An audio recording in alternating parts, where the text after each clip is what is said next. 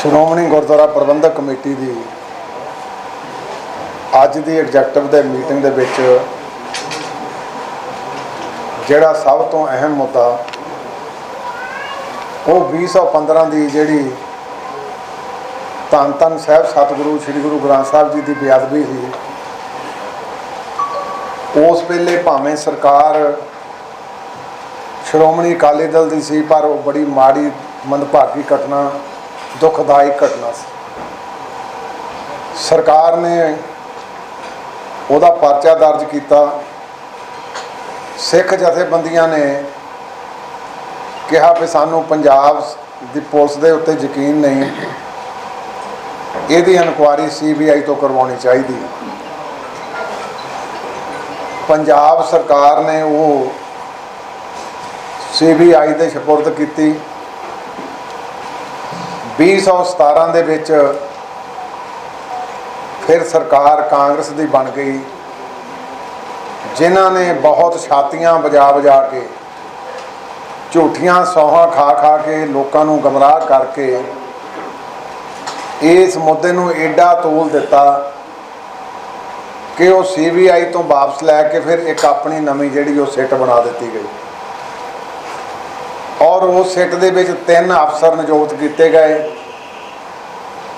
2 ਅਫਸਰਾਂ ਨੇ ਕੋਈ ਕਾਰਵਾਈ 'ਚ ਹਿੱਸਾ ਨਹੀਂ ਲਿਆ। ਇੱਕ ਅਫਸਰ ਨੇ ਉਹਦੀ ਸਾਰੀ ਤਫਸੀਲ ਨਾਲ ਇਨਕੁਆਇਰੀ ਕੀਤੀ ਔਰ ਉਹਦੇ ਬਾਬਤ ਇੱਕ ਸਾਡੇ ਪੰਜਾਬ ਪੁਲਿਸ ਦਾ ਕੋਈ ਮੁਲਾਜ਼ਮ ਸੀ, ਉਹ ਹਾਈ ਕੋਰਟ ਦੇ ਵਿੱਚ ਚਲਿਆ ਗਿਆ ਔਰ ਹਾਈ ਕੋਰਟ ਦੇ ਵਿੱਚ ਤੁਹਾਨੂੰ ਸਾਰਿਆਂ ਨੂੰ ਪਤਾ ਵੀ ਜੋ ਉਸ ਇਨਕੁਆਇਰੀ ਦਾ ਅਸਰ ਹੋਇਆ, ਜੋ ਉਹਦੇ ਉੱਤੇ ਟਿੱਪਣੀਆਂ ਮਾਨਯੋਗ ਆਨਰੇਬਲ ਜੱਜ ਹਾਈ ਕੋਰਟ ਵੱਲੋਂ ਕੀਤੀਆਂ ਗਈਆਂ, ਉਹ ਸਾਨੂੰ ਸਾਰਿਆਂ ਨੂੰ ਪਤਾ। ਔਰ ਉਹਨਾਂ ਨੇ ਇਹ ਨਿਰਦੇਸ਼ ਕੀਤਾ ਕਿ ਜਿਹੜੀ ਪਹਿਲੀ ਇਨਕੁਆਇਰੀ ਰਿਪੋਰਟ ਸਾਰੀ ਜਿਹੜੀ ਆ ਇਹ ਧੁਰ ਤੋਂ ਜਿਹੜੀ ਖਾਰਜ ਕੀਤੀ ਜਾਂਦੀ ਆ। ਪੰਜਾਬ ਸਰਕਾਰ ਇੱਕ ਨਵੀਂ ਸਿੱਟ ਬਣਾਵੇ, ਉਹ ਇਹਦੀ ਇਨਕੁਆਇਰੀ ਕਰੇ। ਉਸ ਤੋਂ ਬਾਅਦ ਸਰਕਾਰ ਬਦਲ ਜਾਂਦੀ ਆ ਤੇ ਜਿਹੜੀ ਹੁਣ ਦੀ ਮੌਜੂਦਾ ਸਰਕਾਰ ਆ, ਬਗਲਾਂ ਇਹਨੇ ਵੀ ਬਹੁਤ ਵਜਾਈਆਂ ਕਿ ਹੁਣ ਅਸੀਂ ਬਹੁਤ ਛੇਤੀ ਇਹਦਾ ਨਿਆਂ ਕਰ ਦਿਆਂਗੇ ਤੇ ਬੇਅਦਬੀ ਦੇ ਮੁੱਦੇ ਵਾਲੇ ਲੋਕ ਜੇਲ੍ਹਾਂ ਵਿੱਚ ਜਾਣਗੇ। ਇਹਨਾਂ ਨੇ ਨਵੀਂ ਸਿੱਟ ਬਣਾਈ, ਜਿਹਦਾ ਨਤੀਜਾ ਤੁਹਾਡੇ ਸਾਹਮਣੇ ਅੱਜ ਹਫ਼ਤੇ ਤੋਂ ਪਹਿਲਾਂ ਆ ਚੁੱਕਾ ਕਿ ਛੁੱਟ ਸਿਆਸੀ ਰੋਟੀਆਂ ਸੇਕਣ ਤੋਂ ਸਿਵਾ ਅਸਲੀਅਤ ਵੱਲ ਨੂੰ ਕੁਝ ਵੀ ਨਹੀਂ ਤੁਰਿਆ, ਕੁਝ ਵੀ ਨਹੀਂ ਹੋਇਆ। ਪਰ ਸ਼੍ਰੋਮਣੀ ਅਕਾਲੀ ਦਲ ਨੂੰ ਏਡੇ ਵੱਡੇ ਪੱਧਰ ਤੇ ਭੰਡਿਆ ਗਿਆ ਕਿ ਇਹ ਜਿਹੜੀਆਂ ਕਾਂਗਰਸ ਦੀ ਜਮਾਤ ਜਾਂ ਆਪ ਦੀ ਜਮਾਤ ਆ, ਇਹਨਾਂ ਨੂੰ ਹੁਣ ਸਮੁੱਚੇ ਤੌਰ ਦੇ ਉੱਤੇ ਗੁਰੂ ਪੰਥ ਦੇ ਮੂਹਰੇ ਇਕੱਤਰ ਹੋ ਕੇ ਆਪਣੀਆਂ ਗਲਤੀਆਂ ਦਾ ਅਹਿਸਾਸ ਕਰਨਾ ਚਾਹੀਦਾ ਕਿ ਅਸੀਂ ਉਹ ਝੂਠਾ ਪਿੱਟਦੇ ਰਹੇ ਜਿਨ੍ਹਾਂ ਦਾ ਅੱਜ ਰਿਜ਼ਲਟ ਸਾਡੇ ਸਾਹਮਣੇ। ਅਸਲ ਦੋਸ਼ੀ ਹਾਲੇ ਤੱਕ ਵੀ ਗ੍ਰਿਫਤ 'ਚ ਨਹੀਂ ਆਏ, ਪਕੜ 'ਚ ਨਹੀਂ ਆਏ, ਪਰ ਇਹਦੇ ਉੱਤੇ ਸਿਆਸੀ ਰੋਟੀਆਂ ਜ਼ਰੂਰ ਸੇਕੀਆਂ ਜਾਂਦੀਆਂ ਰਹੀਆਂ। ਤੇ ਸ਼੍ਰੋਮਣੀ ਗੁਰਦੁਆਰਾ ਪ੍ਰਬੰਧਕ ਕਮੇਟੀ ਦੀ ਐਗਜ਼ੈਕਟਿਵ ਅੱਜ ਸਮੁੱਚੇ ਤੌਰ ਤੇ ਇਸ ਸਿੱਟੇ ਤੇ ਪਹੁੰਚੀ ਆ ਕਿ ਇਹ ਕਾਰਜ ਦੇ ਵਿੱਚ ਜਿਹੜੇ ਵੀ ਸਿਆਸੀ ਧਿਰਾਂ ਸਿਆਸੀ ਰੋਟੀਆਂ ਸੇਕਦੀਆਂ, ਉਹਨਾਂ ਨੂੰ ਇਹਨਾਂ ਗੱਲਾਂ ਤੋਂ ਬਾਜ਼ ਆਉਣਾ ਚਾਹੀਦਾ ਤੇ ਗੁਰੂ ਪੰਥ ਦੇ ਸਨਮੁਖ ਹੋ ਕੇ 7 ਸਾਲ ਦਾ ਜਿਹੜਾ ਇਹ ਹਿਸਾਬ ਕਿਤਾਬ ਉਹ ਅੱਜ ਸਾਡੇ ਸਾਹਮਣੇ ਜ਼ੀਰੋ ਆ। ਸੋ ਅੱਜ ਦੇ ਵਿੱਚ ਵੱਡਾ ਮੁੱਦਾ ਸਾਡਾ ਇਹ ਸੀ।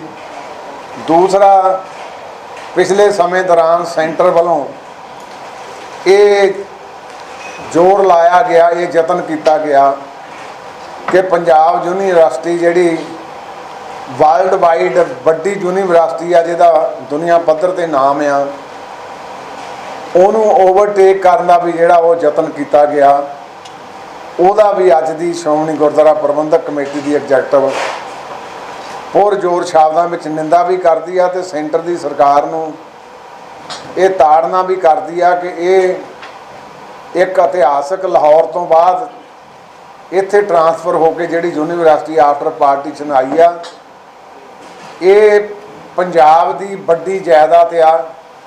ਇਹਦੇ ਵਿੱਚ ਛੇੜਛਾੜ ਕਿਸੇ ਪੱਖ ਦੀ ਵੀ ਨਾ ਕੀਤੀ ਜਾਵੇ। क्योंकि लोगों के सेंटीमेंट्स ये वजे हो आ, इस करके ये भी साडा अज का एक मुख मुद्दा सी। तीसरा, पिछले दिनों दौरान मत्तेबाड़ा जंगल जिथे इंडस्ट्री फोकल पॉइंट नहीं लाने का यतन किया, वो जमीन भी एक्वायर कर ली आ, तो जिथे बहुत बड़ा जंगल एक पासे आप कह रहे हैं कि दरख्तों को वड्डो ना, दरख्तों की देखभाल करिए, पर अज इस गल का भी दर्द महसूस किया जा रहा कि जंगलों की रखवाली का की करनी आ, उल्टे जंगल वढ़ के उसे इंडस्ट्री जी स्थापित की जा रही है। श्रोमणी गुरुद्वारा प्रबंधक कमेटी ने अज अचेचे तौर पर यह भी फैसला किया कि जिन्नियां भी साड़ियाँ गुरुद्वारा साहिबान नाल जायदादां उन्हां दे विच एक एक एकड़ जिहड़ा आ वो चेचे तौर पर जिहड़ा है वो जंगल लाया जाऊगा, ताकि मौजूदा तौर के उत्ते भी एक जिथे वातावरण की देखभाल होगी, उत्थे नाल दी नाल अज दे लोकां नूं साह लैण की भी समस्या, तो सरकार का यह फैसला जिहड़ा है बहुत निंदणयोग आ। आपां जे जंगल उजाड़ देंगे तो समझना मैं मनुखता का बड़ा बड़ा कतल होगा। दूसरी, एक पिछले समय दौरान कल परसों ही कनेडा की सरकार वालों ये यतन किया गया कि 100 सिक्योरिटी गार्ड जिहड़े साबत सूरत जां उन्हां चों ज़्यादा अमृतधारी सी, उन्हां नूं नौकरियां तो उत्थे फायर किया गया।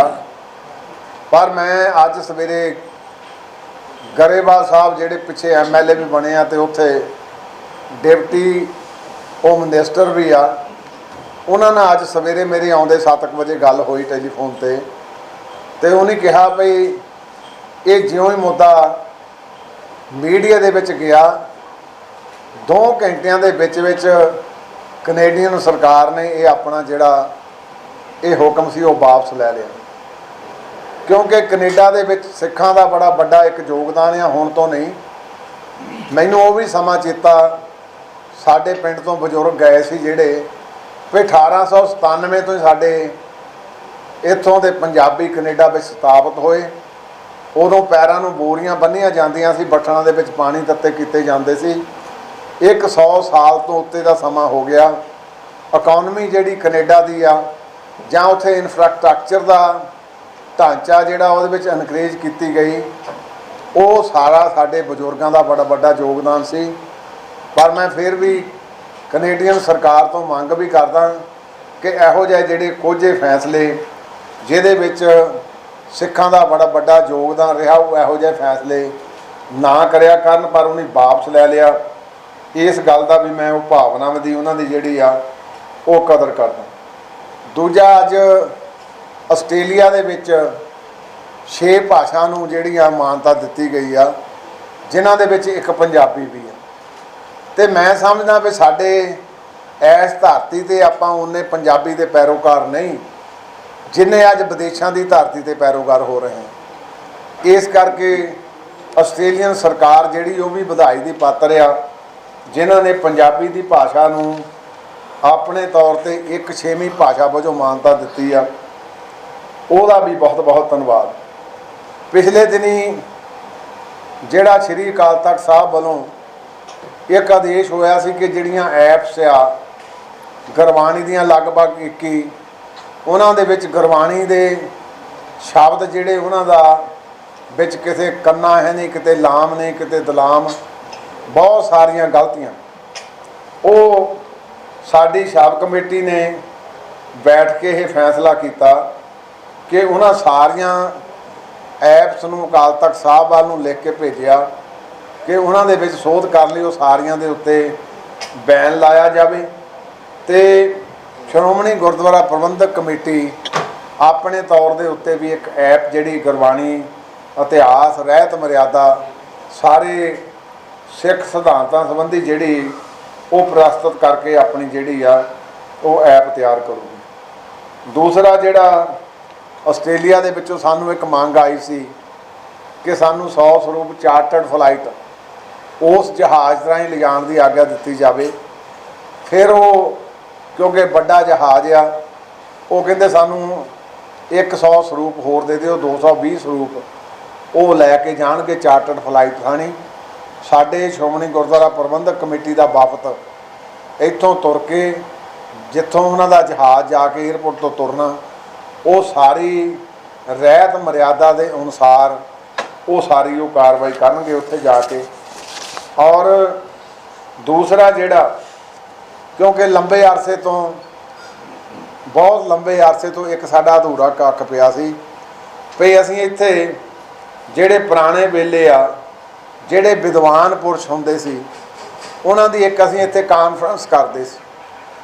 ਉਹ ਐਤਕੀ ਹੁਣ ਸਿੱਖ ਰਿਸਰਚ ਬੋਰਡ ਨੂੰ ਅੱਜ ਇਹ ਪ੍ਰਵਾਨਗੀ ਦਿੱਤੀ ਆ ਕਿ ਉਹ ਵਿਦਵਾਨਾਂ ਦੀ ਵੱਡੀ ਕਾਨਫਰੰਸ ਵੀ ਕਰਵਾਊਗਾ, ਤਾਂ ਕਿ ਵਡਮੁੱਲੇ ਜਿਨ੍ਹਾਂ ਦੇ ਆਪਣੇ ਸਿੱਖ ਸਿਧਾਂਤਾਂ ਦੇ ਨਾਲ ਬੜੀ ਵੱਡੀ ਸਰੋਕਾਰੀ ਆ, ਉਹ ਸਾਰੇ ਆਪਣੇ ਆਪਣੇ ਜਿਹੜੇ ਵੱਡੇ ਸੁਝਾਅ ਵੀ ਇਹਨਾਂ ਨੂੰ ਪੇਸ਼ ਕਰਨਗੇ।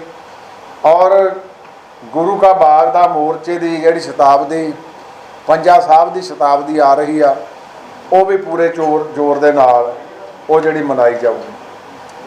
ਤੀਸਰਾ ਜਿਹੜਾ ਸਭ ਤੋਂ ਵੱਡਾ ਅੱਜ ਦਾ ਮੁੱਦਾ ਸੀ,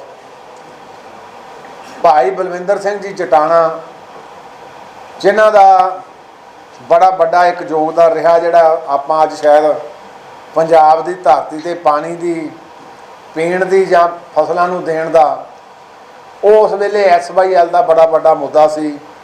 ਨਹਿਰ ਦੀ ਉਸਾਰੀ ਹੋ ਰਹੀ ਸੀ, ਪੰਜਾਬ ਦੇ ਲੋਕ ਸਾਰੇ ਚਿੰਤਤ ਸੀ ਵੀ ਜੇ ਨਹਿਰ ਬਾਡੀ ਬਣ ਗਈ ਤੇ ਫਿਰ ਪੰਜਾਬ ਦੇ ਲੋਕਾਂ ਦਾ ਕੀ ਬਣੂਗਾ, ਜ਼ਮੀਨਾਂ ਮਾਰੂਥਲ ਦੇ ਰੂਪ ਦੇ ਵਿੱਚ ਬਦਲ ਜਾਣਗੀਆਂ। ਔਰ ਉਹਨਾਂ ਦਾ ਯਤਨ, ਉਸ ਯਤਨ ਦੇ ਸਦਕਾ ਮੈਂ ਸਮਝਦਾ ਉਹ ਨਹਿਰ ਦੀ ਜਿਹੜੀ ਉਸਾਰਨਾ ਸੀ ਆਪਣੇ ਤੌਰ ਦੇ ਉੱਤੇ, ਉਹ ਜਿਸ ਢੰਗ ਨਾਲ ਵੀ ਉਹਨਾਂ ਨੇ ਉਹ ਕਾਰਵਾਈ ਕੀਤੀ, ਉਹ ਸਾਡੀ ਨਹਿਰ ਅੱਜ ਮਾਰੂਥਲ ਪੰਜਾਬ ਦੀ ਧਰਤੀ ਬਣ ਤੋਂ ਰੁਕ ਗਈ ਆ।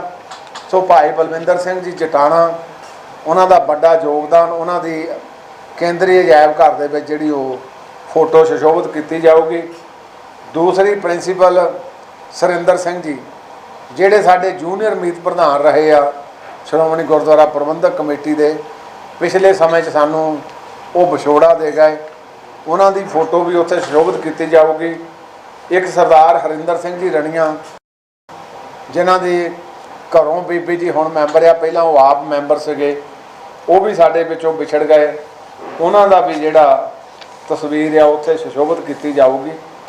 ਸੋ ਲਾ ਪਾ ਕੇ ਅਚੇਚੇ ਤੌਰ ਦੇ ਉੱਤੇ ਅੱਜ ਦੀ ਮੀਟਿੰਗ ਦੇ ਵਿੱਚ ਸਾਰਿਆਂ ਨੇ ਸਰਬਸੰਮਤੀ ਨਾਲ, ਕਿਉਂਕਿ ਵੱਖ-ਵੱਖ ਤਰ੍ਹਾਂ ਦੇ ਸਾਰੇ ਸੁਝਾਅ ਹੁੰਦੇ ਆ, ਪਰ ਸਭ ਤੋਂ ਅਹਿਮ ਜਿਹੜਾ ਉਹ ਸ੍ਰੀ ਗੁਰੂ ਗ੍ਰੰਥ ਸਾਹਿਬ ਪਾਤਸ਼ਾਹ ਦੀ ਬੇਅਦਬੀ ਦਾ।